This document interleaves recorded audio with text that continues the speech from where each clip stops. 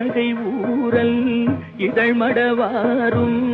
உவந்து முகந்திட வந்து தவழ்ந்து மடியில் இருந்து மழலை மொழிந்து வாயிறு போவென நாமம் விளம்ப உடைமணி ஆடை அரைவடம் ஆட உண்பவர் தின்பவர் தங்களோடுண்டு தெருவிலிருந்து புழுதி அடைந்து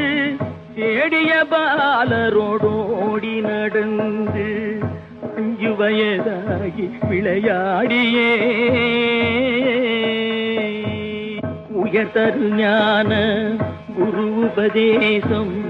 முத்தமிழின் கலையும் கரை கண்டு வளர்பிறை என்று பலரும் விளம்ப